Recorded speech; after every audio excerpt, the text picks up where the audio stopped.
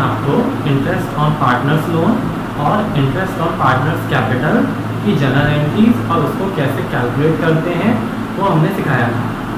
Interest on partners capital हमेशा opening capital पे निकाला जाता है और ओपनिंग कैपिटल कैसे कैलकुलेट करते हैं उसका फॉर्मेट तो आपने बना ही दिया होगा। आज हम लोग इंटरेस्ट ऑन पार्टनर्स ड्राइंग के बारे में थोड़ी सी जानकारी आपको देंगे, ठीक है।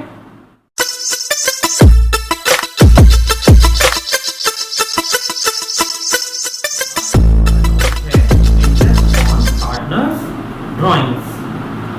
अब ड्राइंग्स क्या होती है ये आपको पता होगा, यानी अगर कोई पार्टनर जो है पर्सनल यूज़ के लिए अपने घर खर्चे के लिए या फिर अपना कोई फंक्शन ऑर्गेनाइज कराना है उसे घर पे या फिर बच्चों की पढ़ाई के लिए या किसी भी रीज़न से अगर फर्म में से पैसा निकालता है और प्राइवेट पर्पजेज, उसको हम क्या कहते हैं, ड्राइंग्स कहते हैं, ठीक है। अब क्योंकि पार्टनर ने पैसा निकाला है फर्म में से तो फर्म को क्या मिलेगा, पार्टनर से इंटरेस्ट मिलेगा। आइए देखें एग्जाम्पल के फॉर्म में लिखते हैं कि कोई फर्म है,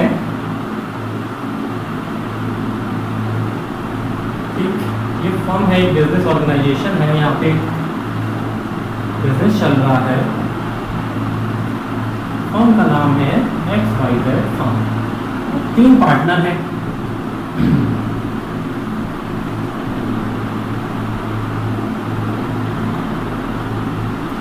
अब इस पार्टनर को पैसे की जरूरत थी तो इसने क्या किया, फर्म में से 1 लाख रुपीज निकाल लिए एज ए ड्रॉइंग्स, यानी इसको पैसे की जरूरत थी तो इसने पार्टनरशिप फर्म में से 1 लाख रुपीज विड्रॉ कर लिए फॉर पर्सनल यूज के लिए। अब फर्म कह रही है कि तुमने मेरा पैसा दिया है, 1 लाख रुपीज दिया है, तो उसके बदले में मुझे कुछ इंटरेस्ट तो दो। तो पार्टनर क्या देगा, इनको फर्म को क्या देगा, इंटरेस्ट देगा, और उसी को हम लोग कहते हैं इंटरेस्ट ऑन पार्टनर्स ड्राइंग या इंटरेस्ट ऑन ड्राइंग्स। अब क्योंकि फर्म को इंटरेस्ट ऑन ड्राइंग्स मिल रही है तो आप लोग बताएं कि इंटरेस्ट ऑन ड्राइंग फर्म के लिए इनकम है या फिर कोई खर्चा है। फर्म के लिए इनकम होगी, है ना, और इनकम जो है वो प्रॉफिट एंड लॉस एप्रोप्रिएशन में कौन सी साइड में आएगी, डेबिट या क्रेडिट, क्रेडिट साइड। बिल्कुल सही फॉर्मेट आप लोगों ने बनाया होगा, अगर नहीं बनाया है तो फर्स्ट वीडियो जो है पार्टनरशिप वाला वो आप देखिए, उसमें समझें और प्रॉफिट एंड लॉस एप्रोप्रिएशन का फॉर्मेट भी बना लीजिएगा। तो आज हम लोग इंटरेस्ट ऑन ड्राइंग्स के बारे में बात कर रहे हैं और हमने ये सीखा है अभी तक कि इंटरेस्ट ऑन ड्राइंग फर्म के लिए इनकम है। अब इसी से रिलेटेड जनरल एंट्रीज हम लोग करेंगे, तो जनरल एंट्री का फॉर्मेट आप लोग बना लीजिए। अभी आपको जनरल एंट्री समझाई जा रही है।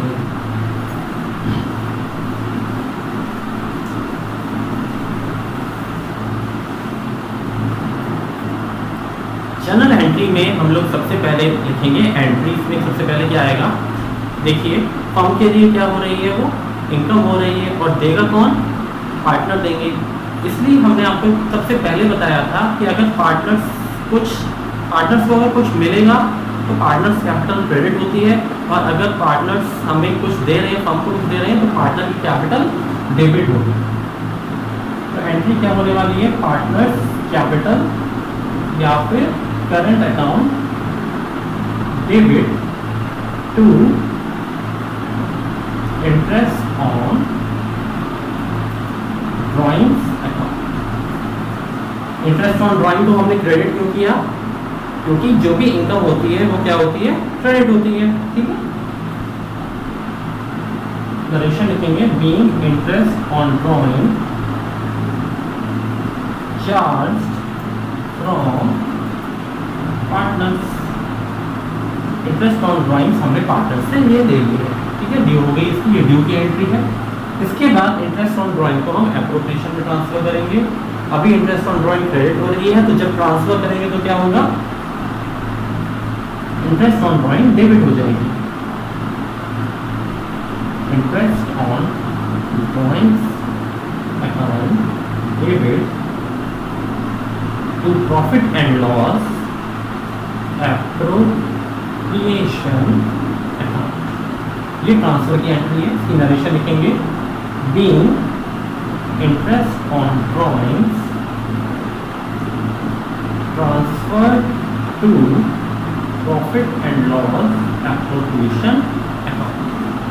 ठीक है, ये दो एंट्रीज हमें लिखनी है। पहली एंट्री, क्योंकि पार्टनर हमें इंटरेस्ट दे रहा है तो पार्टनरी कैपिटल डेबिट हो गई, इंटरेस्ट ऑन ड्राइंग इनकम है, इसलिए इंटरेस्ट ऑन ड्राइंग को हमने क्या किया, क्रेडिट किया। फिर इंटरेस्ट ऑन ड्राइंग को हम ट्रांसफर करेंगे, अभी यहाँ क्रेडिट हो रही है तो जब ट्रांसफर करेंगे तो क्या होगा, interest on drawing account debit to profit and loss appropriation account. तो ये दो ही एंट्रीज हैं इंटरेस्ट ऑन ड्राइंग से रिलेटेड। अब कैसे कैलकुलेट की जाती है उसके बारे में हम समझेंगे। मान लीजिए 3 पार्टनर्स हैं ए बी सी और इन्होंने एक पार्टनरशिप फर्म स्टार्ट करी है। कितने पार्टनर हैं, A B and C, 3 partner. अब मिस्टर ए ने 1 लाख रुपीज जो है वो विड्रॉ कर दिया, यानी उनकी ड्राइंग्स कितनी है, 1 लाख रुपये। और ये 1 लाख रुपये इन्होंने कब विड्रॉ किए हैं, 1 जुलाई को मान लीजिए, 1 जुलाई 2019 को इन्होंने विड्रॉ किए। अब क्योंकि 1 जुलाई को विड्रॉ किए हैं इन्होंने, तो इनसे ब्याज लगेगा। कब से कब तक का लगेगा, जुलाई से काउंट होगा ना, इससे पहले से तो काउंट होगा नहीं। तो जुलाई, अगस्त, सितंबर, अक्टूबर, नवंबर, दिसंबर, जनवरी, फरवरी, मार्च, यानी कितने मंथ्स का लगने वाला है, 9 मंथ्स का इंटरेस्ट ऑन ड्राइंग्स इनसे लगने वाला है। क्योंकि आपको पहले भी पता होगा हमारा फाइनेंशियल ईयर जो स्टार्ट होता है वो कब से होता है, 1 अप्रैल से स्टार्ट होता है और ख़त्म कब होता है, 31 मार्च को ख़त्म होता है। तो जब इन्होंने पैसा 1 जुलाई को निकाला है तो इनसे 1 जुलाई से लेकर कब तक का ब्याज लगेगा, 31 मार्च 2030 तक का ब्याज लगेगा, यानी कितने मंथ्स का ब्याज लगेगा, 9 months. For example partnership deed में इंटरेस्ट ऑन ड्राइंग्स जो है वो सपोज करिए 7% पर एनम है, यानी जो रेट दिया गया है कि अगर कोई भी पार्टनर पैसा विड्रॉ करता है तो उससे कितना ब्याज लगेगा, 7% पर एनम के रेट से ब्याज लगेगा। तो मिस्टर ए को कितना इंटरेस्ट ऑन ड्राइंग देना पड़ेगा फर्म को, बहुत ईजी है कैलकुलेट करना। देखिए कैलकुलेट करेंगे, 1 लाख तो इनका अमाउंट था जो उन्होंने विड्रॉ किया था, रेट कितना है, 7% है और कितने मंथ्स लगाने हैं, 9 मंथ्स का लगेगा। अब इसको हम कैलकुलेट करेंगे, ये 0 से 0 2 चले गए, 3 3 9 और 3 4 12, 4 से हमने काटा 2 5 0 है ना। अब इसका हम मल्टीप्लाई कर देंगे, मल्टीप्लाई कर दीजिए, 250 इंटू 3 यानी कि 750, 750 इंटू 7 हो गया, 700 7 5 35 7 7 49 और 3 5 2 5 0, यानी कि पूरे साल भर का जो इंटरेस्ट हुआ जो मिस्टर ए को देना पड़ेगा फर्म को इंटरेस्ट ऑन ड्राइंग्स, वो कितना हुआ, 5250। तो अगर कोई पार्टनर पैसा विड्रॉ करता है और क्वेश्चन में डेट भी गिवन है कि उसने इस तारीख को पैसा जो निकाला था तो कितना इंटरेस्ट ऑन ड्राइंग्स चार्ज करेंगे, तो हम बिल्कुल आसानी से निकाल सकते हैं। अब कभी कभी ये भी हो सकता है कि कोई पार्टनर जो है वो फिक्स्ड अमाउंट निकाल रहा है, यानी कि हर महीने वो फिक्स्ड अमाउंट निकाल रहा है। जैसे कि अप्रैल में भी उसने 5000 रुपये निकाले, मई में भी 5000 निकाले, जून में भी 5000 निकाले, जुलाई में भी 5000 निकाले, अगस्त में भी 5000 निकाले, यानी पूरे 12 महीने वो फिक्स्ड अमाउंट विड्रॉ कर रहा है। तो हम लोग कैसे कैलकुलेट करते हैं, ठीक है। तो जब भी हम फिक्स्ड अमाउंट जब भी निकाल रहा होगा कोई पार्टनर, तो उसमें मंथ्स जो है बड़े इंपॉर्टेंट है। इंटरेस्ट ऑन ड्राइंग्स को कैलकुलेट करते वक्त इसको अंडरलाइन कर लीजिए या इसको ध्यान में बिठा लीजिए, इंटरेस्ट ऑन ड्राइंग्स को कैलकुलेट करते वक्त हमेशा मंथ्स जरूर लगाए जाएंगे।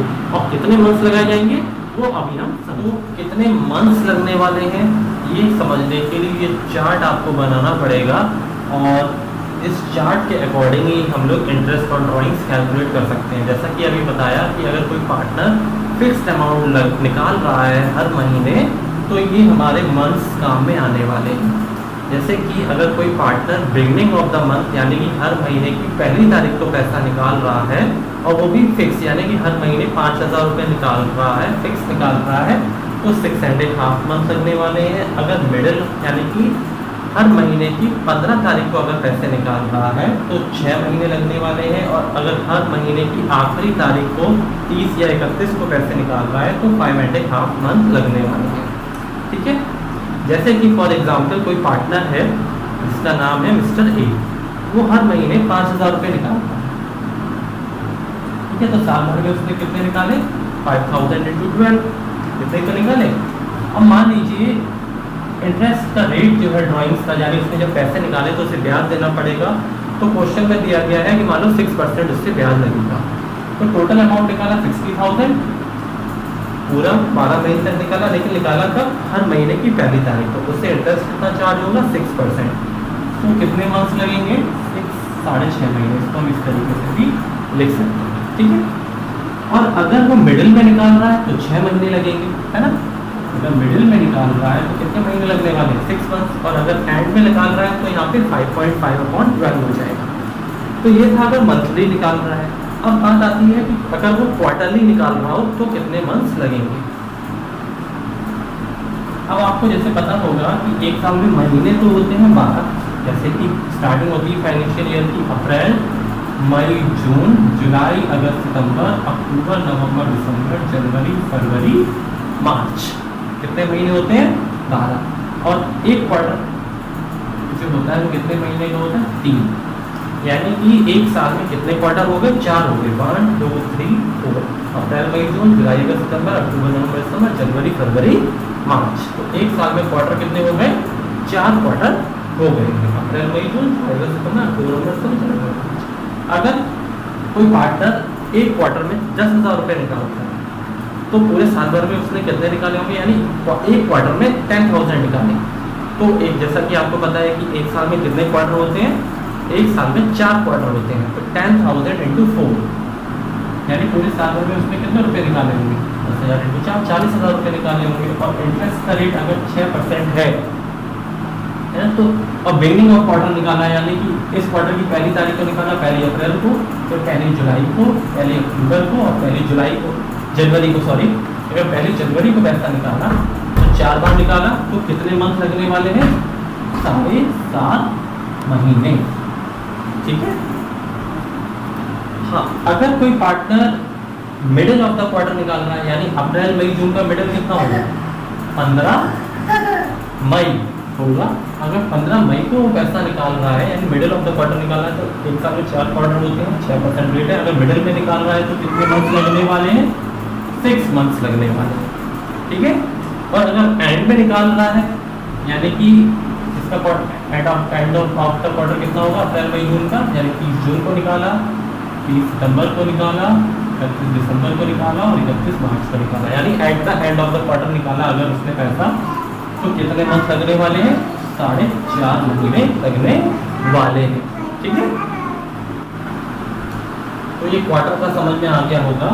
अब हम समझाने वाले हैं आपको स्टार्टिंग 6 मंथ, यानी कोई पार्टनर अगर 6 महीने तक ही पैसा निकालता है, यानी स्टार्टिंग के 6 महीने उसने पैसे निकाले, अप्रैल, मई, जून, जुलाई, अगस्त, सितंबर, कितने महीने? स्टार्टिंग के 6 महीने अगर पैसे निकाल रहा है वो, तो सपोज करिए एग्जाम्पल के रूप में आपको समझाते हैं, कोई पार्टनर है हर महीने 1,000 रुपये निकालता है, ठीक।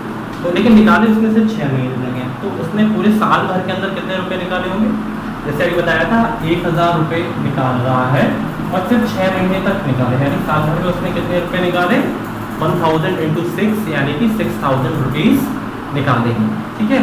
और इंटरेस्ट ऑफ रेट जैसा क्वेश्चन में मान लो दिया हो 6% या 7% वो होगा, ठीक। तो कितने मंथ लगने वाले हैं? 9.5 महीने लगने वाले हैं, यानी कि 9.5/12, ठीक। अगर कोई पार्टनर बिगिनिंग ऑफ मंथ निकाल रहा है और सिर्फ 6 महीने तक पैसा निकाल रहा है, इसमें ये कॉन्सेप्ट समझना ज़रूरी है आपको, यानी स्टार्टिंग के 6 महीने तक पैसा निकालना है। या सपोज करो आप अपने ऊपर लेके चलते हैं, आपने 6 महीने तक पैसा निकाला, अप्रैल, मई, जून, जुलाई, अगस्त, सितंबर, 6 महीने तक निकाला, कितने? 1,000 रुपये महीने निकाले, यानी आपने कितना रुपया निकाल लिया? 6,000 रुपये निकाल लिया, ठीक है। लेकिन आपने लौटाया नहीं अभी तक। साल कब खत्म होता है? मार्च में, अप्रैल में शुरू होता है, मार्च में खत्म होता है। तो 6 महीने तक निकाला, उसका ब्याज लगेगा अक्टूबर, नवंबर, दिसंबर, जनवरी, फरवरी, मार्च, सितंबर तक तो निकाले, लेकिन उसके बाद भी तो ब्याज लगेगा, क्योंकि आपने पैसा वापस तो किया नहीं है, वापस तो किया नहीं। आपने जो 6,000 रुपये निकाल लिए, स्टार्टिंग के 6 महीने के भी लगेंगे और बाद के 6 महीने का भी ब्याज लगेगा नहीं, यानी पूरे साल भर का ब्याज लगेगा। अगर पूरे साल भर का ब्याज लगने वाला है तो कितने मंथ्स लगने वाले हैं? 9.5 मंथ। अगर बिगनिंग ऑफ ईच मंथ निकालता है, सिर्फ 6 महीने के लिए निकालता है, स्टार्टिंग के 6 महीने के लिए। लेकिन अगर मिडिल ऑफ द मंथ निकाल रहा है, यानी हर महीने की 15 तारीख को निकाल रहा है, यानी 15 अप्रैल, 15 मई, 15 जून, 15 जुलाई, 15 अगस्त, 15 सितंबर को निकाले, तो कितने मंथ्स लगने वाले हैं?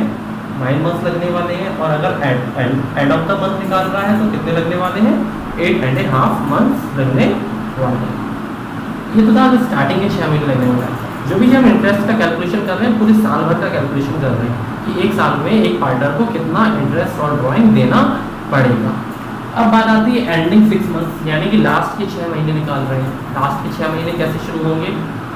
शुरू के 6 महीने हटा दीजिए, अक्टूबर से शुरू होंगे। अक्टूबर, नवंबर, दिसंबर, जनवरी, फरवरी, मार्च, सिर्फ 6 महीने पैसा निकाला। तो स्टार्टिंग के तो 6 महीने लगने नहीं ब्याज, अक्टूबर से ही ब्याज लगना स्टार्ट होगा। तो अगर बिगनिंग ऑफ द मंथ निकाल रहा है तो 3.5 महीने लगेंगे, मिडिल में निकाल रहा है तो 3 महीने, और एंड में निकाल रहा है तो 2.5 यानी कि 2.5 महीने ही लगने वाले हैं मंथ्स में। क्लियर है ये? तो ये टेबल आप लोगों को बनानी है, फॉर्मेट आपको बनाना है, और इससे रिलेटेड क्वेश्चन हम आपको समझाएंगे और आगे देंगे भी। आप सर कहेंगे कि टेबल सर याद करना मतलब कभी 6.5 कभी 6 बड़ा कठिन हो जाएगा, सर कोई ट्रिक नहीं है इसकी। तो हाँ बच्चों, इसकी ट्रिक भी है। अगर आप ट्रिक सीखना चाहें तो अभी हम आपको सिखाएंगे कि ये 6.5 महीने कैसे है, 6 महीने कैसे है, 5.5 महीना कैसे है। जैसा कि आप जानते हैं कि एक साल में कितने महीने होते हैं? बिल्कुल सही, अप्रैल, मई, जून, जुलाई, अगस्त, सितंबर, अक्टूबर, नवंबर, दिसंबर, जनवरी, फरवरी, मार्च। ठीक है, 12 महीने होते हैं। अब आपको करना क्या है? अगर टेबल याद हो जाती है तो बेस्ट है, और अगर नहीं याद होती है तो एक फॉर्मूला है, ट्रिक है, जिससे कि आप लोग ये समझ सकते हैं कि कब 6.5 लगाने हैं, कब 6 लगाने हैं, कब 5.5 लगाने हैं। ठीक है, तो आज हम आपको समझाने वाले हैं कि ये मंथ्स आए कैसे। तो अगर कोई partner beginning of the month निकालना है, यानी हर महीने की पहली तारीख को निकालना है, यानी 1 अप्रैल को पैसा निकाला, 1 मई को, 1 जून को, 1 जुलाई को, इस तरीके से पैसा निकालना है। ठीक, तो आपको करना क्या है कि फर्स्ट मंथ कंसीडर करना है और लास्ट मंथ कंसीडर करना है, यानी जब उसने पहली बार पैसा निकाला होगा और जब उसने साल के आखिरी बार पैसा निकाला होगा। ठीक है, तो जब उसने पहली बार 1 अप्रैल को पैसा निकाला होगा तो पूरा ईयर को कंप्लीट होने में कितने मंथ्स शेष है, यानी कितने मंथ्स रह गए, रिमेनिंग है। अगर 1 अप्रैल को पैसा निकालता है तो साल को कंप्लीट होने में कितने मंथ्स रह गए हैं? 12 मंथ्स। और जब लास्ट बार ड्राइंग कर रहा है, यानी कि 1 मार्च को कर रहा है, तब कितने मंथ्स रह गए हैं? 1 मंथ, है ना? ऐसे ही तो है। तो आपको क्या करना है कि जब पहली बार पैसा निकाला तब का टाइम देखना है, और जब लास्ट बार पैसा निकाला तब का टाइम देखना है। यानी जब पहली बार पैसा निकाला होगा तब 12 महीने रह गए, और जब लास्ट बार पैसा निकाला होगा तो ईयर को कंप्लीट होने में कितना टाइम रह गया? 1 मंथ रह गया। इसका हमें एवरेज लेना है, 12 + 1 यानी कि 13/2, यानी कितना हुआ? 6.5 मंथ्स। तो जब भी इंटरेस्ट ऑन ड्राइंग कैलकुलेट करेंगे और बिगनिंग में कोई पार्टनर विड्रॉ कर रहा है तो हमें 6.5 मंथ लेना है, तो हमारा आंसर बहुत आसानी से आ जाएगा। अब बात आती है कि मिडिल ऑफ द मंथ भी समझा देते हैं आपको। मिडिल ऑफ द मंथ यानी कि हर महीने की कौन सी तारीख को पैसा निकाल रहा होगा? वो हर महीने 15 अप्रैल को निकाला, 15 मई को, 15 जून को, 15 जुलाई को, 15 अगस्त को, 15 सितंबर को, इस तरीके से निकाला। लेकिन हमें क्या ध्यान में रखना है कि पहली बार जब उसने निकाला पैसा और आखिरी बार जब पैसा निकाला। तो आप ये बताइए, जब 15 अप्रैल को उसने पैसा निकाला तो साल को खत्म होने में, पूरा ईयर को कंप्लीट होने में कितना टाइम लेफ्ट रह गया, यानी कितना टाइम बच गया है अभी। अगर 15 अप्रैल को पैसा निकालता है तो कितने महीने रह गए? 11.5 महीने रह गए हैं पूरा ईयर को कंप्लीट होने में। और जब आखिरी बार पैसा निकाला होगा, यानी कि 15 मार्च को जब पैसा निकाला तो कितना टाइम रह गया है मंथ को कंप्लीट होने में? सिर्फ आधा महीना, यानी कि 0.5। इसको हम डिवाइड करेंगे 2 से, 11.5 0.5 यानी कि 12/2, यानी कि कितना मंथ्स हो गया? 6 मंथ्स हो गए, है ना? इजी है। इसी तरीके से 5.5 मंथ्स भी निकाल सकते हैं। इसी तरीके से हम ये भी निकाल सकते हैं क्वार्टरली, और इसी तरीके से ये भी निकाल सकते हैं। देखिए, इतना अगर हमें टेबल याद हो जाती है तो बहुत इजी है, अगर नहीं याद होती है तो हमें लॉजिक पता चल गया, हमें एक ट्रिक पता चल गई है, जिससे कि बहुत ईजी हो गया है। कैसा लगा ट्रिक, है ना? अच्छा लगा ट्रिक। अब आप कहेंगे कि ये कैसे आया, ये कैसे आया, तो ये भी आप सॉल्व कर सकते हैं। नहीं आया, अगर कोई प्रॉब्लम आ रही है तो आप कमेंट सेक्शन में पूछ सकते हैं, मैं उसका रिप्लाई आपको कमेंट सेक्शन में ही दूंगा या व्हाट्सएप पे आपको दूंगा। तो ये आपको क्लियर हो गया, है ना? समझ में आया? ये पूरा जो टेबल आपको कब फॉलो करनी है? जब कोई पार्टनर फिक्स्ड अमाउंट निकाल रहा है, यानी हर महीने का जो अमाउंट है 5,000 रुपये फिक्स्ड है, या 6,000 या 7,000 रुपये फिक्स्ड है, तब आपको ये फॉलो करना होगा। ठीक, अब बात आती है सर ये तो फिक्स्ड अमाउंट है, लेकिन ऐसा तो कोई ज़रूरी नहीं है कि कोई पार्टनर अप्रैल में भी 5,000 निकाले, मई में भी 5,000 निकाले, जून में भी 5,000 निकाले। तो अगर कभी कभी ऐसा होता है कि अनइक्वल अमाउंट निकालता है या कभी डेट अलग हो जाती है, यानी हर महीने नहीं निकाल रहा, आज निकाला फिर 2 महीने बाद निकाला फिर 6 महीने बाद निकाला, ऐसा भी होता है, तो हम क्या करेंगे, है ना। अगर अनइक्वल अमाउंट निकाल रहा है और जो डेट ऑफ टाइमिंग है यानी इंटरवल है वो भी अनइक्वल है, यानी अप्रैल में निकाल रहा है, फिर कभी जुलाई में निकाल लिया, फिर मान लो जनवरी में निकाल लिया, फिर मार्च में निकाल लिया, इस तरीके से निकाल रहा है, तो ये टेबल हमारे काम की नहीं है। ये टेबल हमारे तभी काम की है जब हम फिक्स्ड अमाउंट निकाल रहे होगा पार्टनर। जब पार्टनर फिक्स्ड अमाउंट निकाल रहा होगा तभी ये टेबल हमारे काम में आएगी। इस टेबल को आपने नोट डाउन कर लिया होगा अच्छे से, बिल्कुल अच्छे से समझ लिया होगा। अब हम आपको बताने वाले हैं कि अगर कोई पार्टनर अनइक्वल अमाउंट निकाल रहा है, अनइक्वल अमाउंट जैसे कि अप्रैल में निकाला 5000, फिर जुलाई में निकाला, मई जून में निकाला, जुलाई में निकाला 10,000, फिर अगस्त छोड़ दिया, सितंबर में निकाल लिया, है ना 8,000, ऐसे मतलब अलग अलग निकाल रहा है। तो हम लोगों को कौन सा मेथड यूज करना है, प्रोडक्ट मेथड। हेडिंग डाल देंगे प्रोडक्ट मेथड। इस पे एक फॉर्मूला हम आपको दिखाएंगे, वो आप लोग लिख लीजिएगा। इंटरेस्ट ऑन ड्राइंग्स का क्या होता है, इंटरेस्ट ऑन ड्राइंग का फॉर्मूला लिखेंगे, total of product into rate upon 100 into 1/12। इस तरीके से ये फॉर्मूला लिख के हम लोग जो है इंटरेस्ट ऑन ड्राइंग्स कैलकुलेट कर सकते हैं। Total of product into rate upon 100 into 1/12, ये फॉर्मूला आप लोग लिख लीजिए। अब इसका एग्जाम्पल बताया जा रहा है कि आपको ये कैसे फॉर्मूला यूज करना है। फॉर एग्जाम्पल 3 पार्टनर थे, ये फॉर्मूला आप लोग लिख चुके होंगे। 3 पार्टनर थे ए बी सी, इसमें से एक पार्टनर था मिस्टर ए। ठीक है, मिस्टर ए ने क्या किया कि 1 अप्रैल को पैसा निकाला, फिर 1 जो है जुलाई को पैसा निकाला, फिर 1 दिसंबर को पैसा निकाला, और फिर पैसा निकाला उन्होंने 1 मार्च को। ठीक है, 1 अप्रैल को उसने निकाले 10,000, फिर 1 जुलाई को 5,000 निकाले, 1 दिसंबर को निकाले 4,000 और 1 मार्च को निकाले 10,000।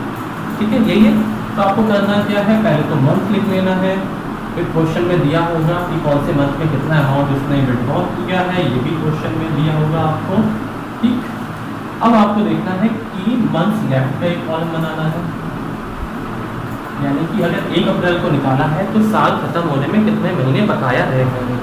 अगर 1 अप्रैल को कोई बंदा पैसा निकाल रहा है तो साल खत्म होने में कितना टाइम लेफ्ट हो गया है, रह गया है 12 मंथ्स रह गया है। और अगर 1 जुलाई को निकाल रहा है पैसा तो कितना टाइम लेफ्ट रह गया, 9 मंथ्स रह गया है।